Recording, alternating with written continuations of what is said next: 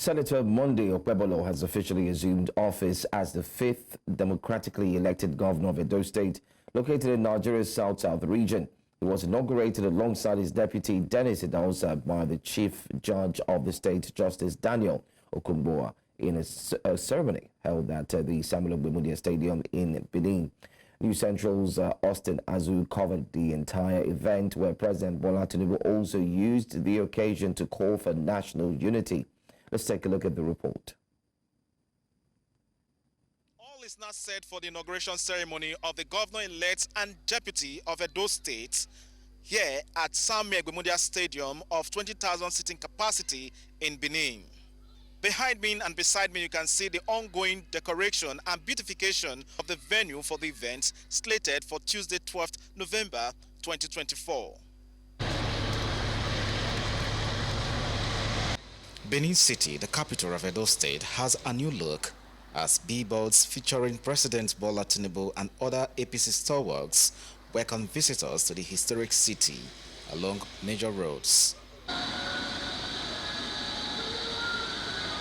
Even as the state gets set for its incoming leadership, some residents of the state have expressed divergent views in assessing the outgoing administration of the state. The assessment is that I'm one of those who believe it's a failure because of where I came from in Oriomo. It was not developed. In the past 8 years, the state was inundated with what I would call the graphical representation of development. You've gone around the city, you will agree with me that even the strongest SUVs can't survive. Governor Monday Okpebholo and Deputy Dennis Idahosa took their oath of allegiance and office before Edo State Chief Judge, Justice Daniel Okungbowa, at the Samuel Okpebholo Stadium in Benin City.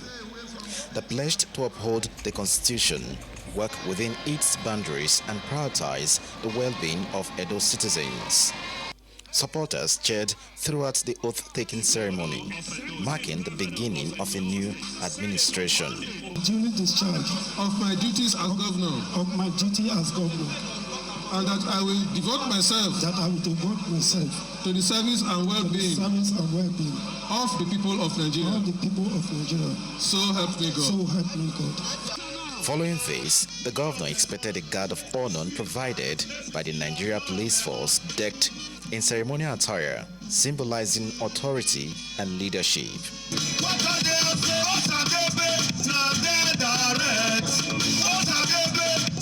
In his inaugural address, Okpebholo thanked residents for their support and votes in the September 21st governorship election, reaffirming his commitment to fulfilling his campaign promises. He pledged to tackle infrastructure challenges statewide and partner with the federal government, private organizations and individuals to restore Edo State to its former heights of progress and development. The welfare of our citizens is a top priority for us. To achieve this, we shall implement programs carefully outlined in my 5-point agenda, designed to grow a robust economic growth and improve the lives of our people. They are security, infrastructural and road development, affordable healthcare, water and food sufficiency, value-driven education across the state. President Bola Tinubu, represented by Vice President Kashisha Timan, applauded Edo residents for their choice and underscored the need for unity, outlining the administration's efforts to realize its renewed hope agenda for all Nigerians. I stand before you with confidence, knowing that we have weathered the hardest days as a nation. We have pulled back from the brink of economic collapse, and now we step forward into a time of growth.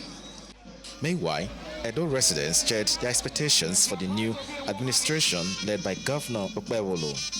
By taking up the motto of leadership in the infrastructural development, human capital development, and putting things right and making peace with people. But security force in Edo State is not with AK-47 on passion. We are going to use our brain to make sure we secure Edo people. And I believe with us, Edo State is going to be well secured. And I wish the best to the governor to do more.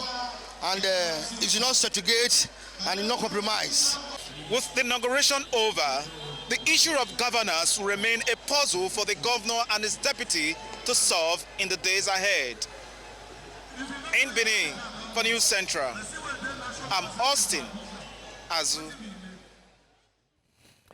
What a celebration, no doubt. And just in case you may or might be wondering what took place after that, well, the newly inaugurated governor right away got straight into work. And he quickly appointed some members of his cabinet. And part of that is what we're going to talk about. Well, yesterday, November 5th, Senator Monday Okpebholo was officially sworn in as the 6th executive governor of Edo State.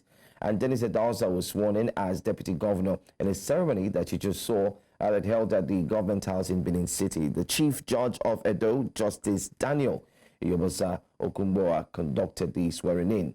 Okpebholo won the September 21 governorship election with 291,667 votes, defeating PDP's Asue Ighodalo, who received 247,244 votes. Now, the former Governor Godwin Obaseki, leader of the PDP in Edo State, was absent at the swearing-in. Instead, he held a valedictory session at the Government House where he formally dissolved his cabinet, signifying the end of his tenure and the beginning of Okpebholo's leadership for Edo State. Now, joining us this morning to discuss this is the former Commissioner for Communication and Orientation in Edo State, Andrew Emwanta. Good morning. Thanks for joining us. Good morning, Joachim. Good morning, Musarigi. It's a pleasure to be here this morning. Good to have you. First of all, congratulations. Your team, of course, has been sworn in. We're expecting that, of course, there's going to be a lot of activity going on in Edo State in the future. But I want us to talk, first of all, of the controversy surrounding Obaseki's absence at the swearing in and the allegations of mismanagement of resources and funds in Edo State, a 400 billion naira debt profile in Edo State currently. Quickly share your thoughts on those. Yeah, thank you. I'm speaking as a member of the Edo State Transition Committee that, of course, had terms of reference which included interfacing with the outgone government of Obaseki, amongst others. But I can tell you for free that they didn't make our work easy. There were many documents we requested for. They were very evasive. We have some of these MOU projects, which he did under the platform of a public-private partnership. The ownership of the Museum of West Africa Arts, which is one of his so-called legacy projects that he didn't complete. They didn't give us any details of that. The Benin City Mall, it's partly owned by him. They didn't give us details of that. The Radisson Hotel, we didn't have details of that. Stella Obasanjo, they have an agreement with a private person to run it. That's supposed to be a social service. We didn't have details of that. So it was a very difficult time they made us go through. But eventually, we were able to put together whatever they brought and we submitted our report. And just as you said, from that report, they claim that they have a debt profile of a little above 400 billion, but in actual fact, if you look at what the MBS has said, Edo State's debt profile is over 500 billion. This is a government, when they came in, they had the government that was there before them, that the government of President State Adams Oshomole left a debt profile of 50 billion. But this is a government that is living close to 600 billion with little to show for it. And that is why for us, we will not bother because the governor has said, when we presented our report to him, that he will look at the activities of that other government, and the way he will achieve it is to set an asset verification committee. And remember, he also said in his inaugural speech, that those 14 lawmakers, Obaseki excluded, will probably be done into that. Not only that, the 3 judges amongst the 8 that were recommended, remember Obaseki swore in only 5 for reasons best known to him. And as such, this present government has said, the present governor during his inaugural speech has said he's going to swear in the remaining 3. And I think that's a very good way to start. The injustices of the past, he has made a pledge that he's going to correct some of those injustices. Just as you have also said, he said he's going to be having a whole lot of stuff based on his 5-point agenda on security, infrastructural, road development, affordable health care, water and food security, and value-driven education. He made a promise during the campaign that within the first 100 days in office, he's going to employ 5,000 teachers because we've had a problem in our state where the governor claiming he has collected, $75 million from the World Bank, but we need to show for it. You go to most of our schools, they don't have room, they don't have chairs. A situation where we have what we call 2.5 teachers, a situation where both the principal and headmaster in both schools play the role of a teacher. So Okpebholo has assumed office, and he has assured the people we are going to have a robust economic growth beyond taking care of the issue of citizen welfare. Because if you look at the Constitution, Section 14 says the security and welfare of the people is the primary purpose of government. And that is what this present governor has assured the people of. Yeah, but it might be easier, be interesting if you can share, how he plans to achieve these things. Employing 5,000 teachers, is there a budget for 5,000 additional teachers in Edo State? What's the plan? And if you're talking about economic growth, how? It's easy, and I'll tell you how we can achieve that. Obaseki, in the twilight of his administration, just a few days or weeks ago, he started employing teachers secretly.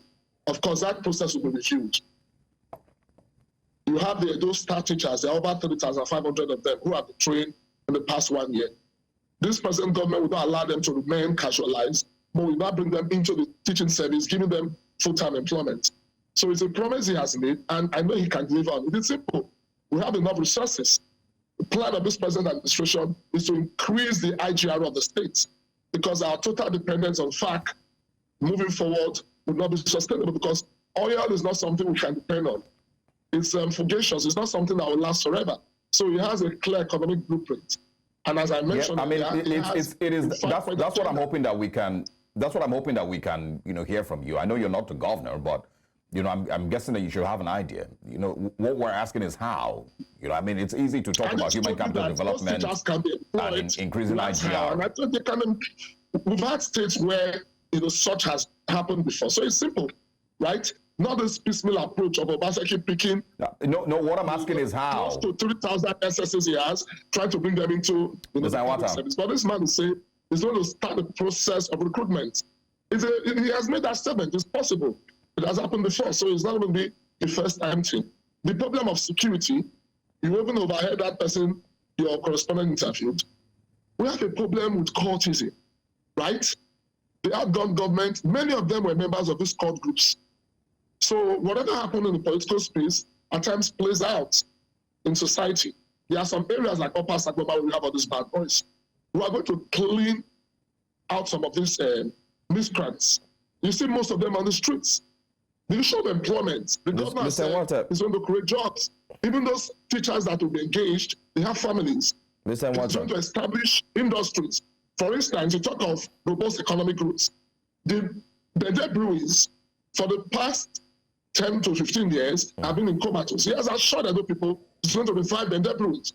Okay. Doing that is that you are going to create jobs. Okay, Mr. Water. Opportunities. Mr. Water, it's fine. Distributors. People will be employed there. It's fine. I think the things the governor said, and it's too early in the day to conclude that. How will they achieve that? He has a blueprint. All right, Mr. Water. If it's maybe after 100 days, you cannot say, okay, this is what people have promised. What have you done? Okay, what is your plan to achieve your 5-point agenda? Mr. Water, let's leave, maybe let's look at, that's his manifesto most importantly. He has put out a 5-point agenda. This is what he wants to achieve. That's fine. But I'd like us to also look at the current situation at hand. The governor, barely 24 hours, has already started naming members of his cabinet. And it seems like it's a payback time and changes are not really made yet. It's like a repetition because we've seen Senator Cyril, who has equally been mentioned. I'm talking about Senator Cyril Adams Oshomole. He's already listed immediately as part of his team, looking at him serving in the aspect of Commissioner for Health. Can you share with us, are the Edo people going to see something quite different, or is it still going to be, it is our turn, which is what the current political landscape seems to look like in Nigeria, where if a certain person enters, rather than focus and care for the people, it's like, it's our turn, taking his own people first. Let's all fill up the spaces and let's do what we can possibly try to do as regards putting the work out there first. Are we going to see something different, especially with this appointment? How do you think people are reacting to this? Can you share your thoughts as well? Yeah, thank you. I can tell you for free that so far he has appointed close to 5 persons, and you are just a bit curious to ask. There's one Ushomole, Cyril Ushomole. Yes. Remember, in the build-up to the election, I was very conscious of the 3 C's of competence, character, and capacity. If those 3 C's are present, it does not matter who is involved. You know, when people go into election, they use politicians, they use political players. Cyril Ushomole served in the inauguration committee.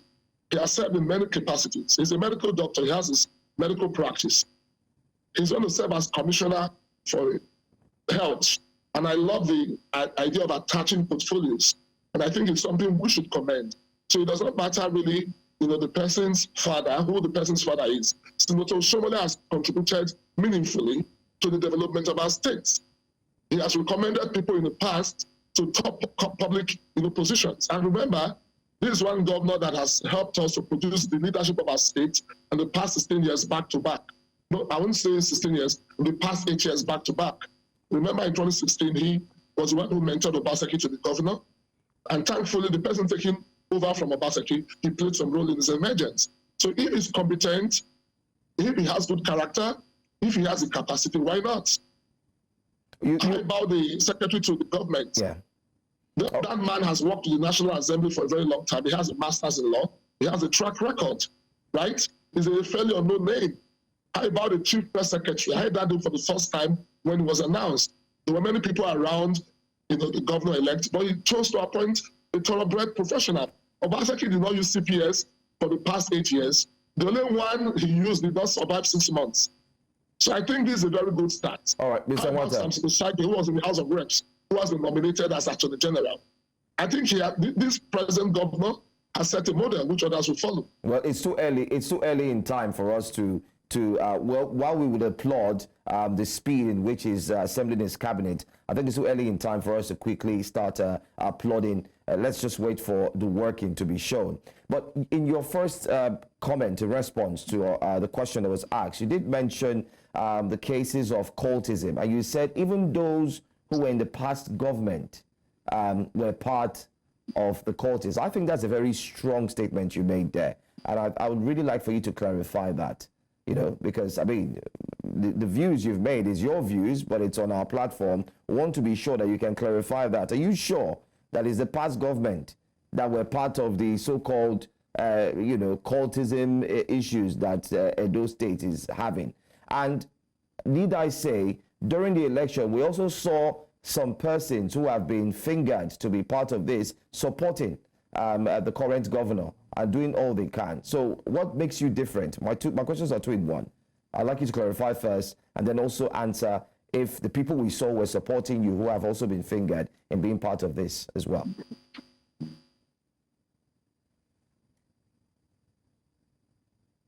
Mr. Emwanta, are you there?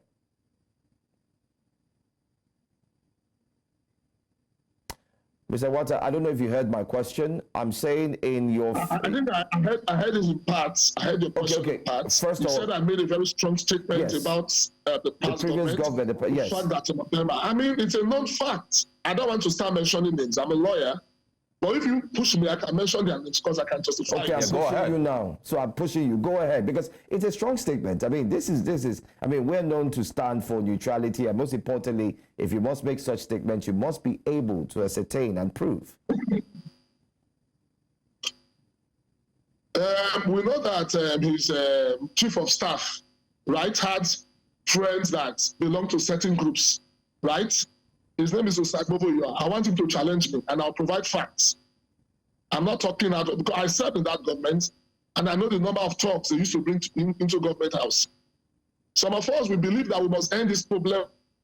All right. Well, again, you know, a slight issue with the connection with Andrew Emwanta, but the conversation is mostly centered around Edo State and the plans for the state by the new government. Monday Okpebholo, and of course, you know, Andrew, is it Idahosa? Is it Benson Idahosa? No, Benson Idahosa. I don't get his name correctly. But these, of course, you know, 2 leading the state for the next 4 years. Dennis Idahosa, I beg your pardon, leading the state for the next 4 years.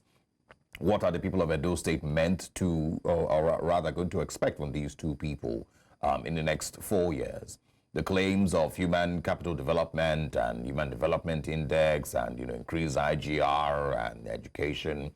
Everybody can say that, but it would be important that we know what exactly the plan is. What would be the focus areas for the new government? What are some of the things that must be done? Where are the lapses currently in Edo State that maybe the government has noticed that must be fixed in the next 4 years? Mr. Emwanta, I think we have you now. Kindly go ahead. Okay, I think I got the final part of your question, that some of the lapses in this outgone administration. No. We were asking. Before we had the issue with the connection, you were speaking about is it Andrew Iyobosa, and the allegations of thuggery or cultism in previous government. Yes, as I was saying, I think moving forward, the governor has said, and I think that was a conversation I had with him at some point, that the people he will use are people of integrity, people who will bring value, who add value, right, to the system. And I know him as a God-fearing person. I can tell you for free, he does not belong to any cult group. He does not encourage it. No, but you were speaking about persons in the previous government, who you allege are either thugs or cult members or friends with cult members. That's what you were speaking on. Yes, I said so. Yeah, go on. I even mentioned of people of a particular person who encourage those activities. And to a very large extent, this present administration will not condone that. Yeah, but they will not put people who are, quote unquote, associated with cult groups in sensitive positions. Yeah, but I mean, it may not put them in specific positions, but if you allow people who occupy big positions in government, right, who are cult, who have affiliations with cult groups, they may not be directly members, but they have cultists working for them, and they give them some form of government protection. And again, coming back to the security body, Edo Security Network, there was this allegation that a good number of them are cult members. So you don't arm them. And beyond that, we noticed that the Adult administration gave these people what looked like a full-time job, but there was no remuneration. You don't arm people in the name of employment without paying them and expect them not to resort to crime and criminality. So all right. There's a whole lot of work the incoming administration will do, or the present government. Yeah, but, all right. So before we go further. So for us, the man has said he's going to deal with, he had his inaugural speech, he's going to deal with this problem of insecurity headlong. Yeah. And I assure you that within the next 1 week, certain decisions of government will reflect in what we will now see in society. All right, two things that I'm sorry that we keep going back here. Areas like Upper Sapoma, other areas where we have court wars and what have you. Yeah, I apologize that we keep going back here, but I think it's important. Hold on, Mr. Emwanta. I think it's important that we clarify. You called a name, a few minutes ago that you said, has strong allegiance or friendships with cult groups and thugs. So I would like that you clarify that name, but also. Tony Kabaka is a strong supporter of Monday Okpebholo. Also a strong supporter of former Governor Adams Oshiomhole. Tony Kabaka even performed at your inauguration ceremony yesterday. Tony Kabaka has never denied that he is a strong cult member. If you remember a BBC interview a couple of years ago, he said it by himself, that he is a member of cult and the government employs cult members and thugs when it's time for elections. And so, how is the government that claims to want to fight thuggery and cultism and whatnot in Edo State frolicking with persons like Tony Kabaka? I think because you are not a politician, I will give you an insight. In politics, you provide leadership for the good, the bad, and the ugly. Kabaka, as you said, performed. He's now a musician. His transformation started after that BBC interview. And the expose he did was about his past. Even the Bible in 2 Corinthians 5:17 says, if any man be in Christ is a new creature, all things are passed away and all things have become new. He was one of those that assisted Obaseki in 2016. The Tony Kabaka of 2016 is not the Tony Kabaka of 2024. He's now a musician, and he's having big hits. You see Donald Trump, during that last US election, most of the songs that you see today in the US were the ones that they did after him. They are killing the dogs, they are killing the cats, because of it. So this is a new dawn. You don't expect Tony Kabaka to be a special advisor to Okpebholo. There are new areas where they can function, devoid of many of those things you knew them as, or you knew them for. So it's going to be a new dawn. There's always a time to reform. And this is what Senator Monday Okpebholo as governor of Edo State has assured our people. A new Edo is rising. You are going to be seeing a new Tony Kabaka. Oh, a new Tony Kabaka. Okay. All right. Quickly, focus areas in the next 100 days, because I'm sure that we'll have you on regularly to, of course, do a cross-checking on where we are. So focus areas for the government in the next 100 days. I can quickly tell you our quick wins. We discovered that we have... Anyway, I think we seem to have a very difficult network connectivity there. Anyway, we'll get to join Andrew Emwanta once again. Hopefully, we'll get some more insights into the current administration that's just been inaugurated.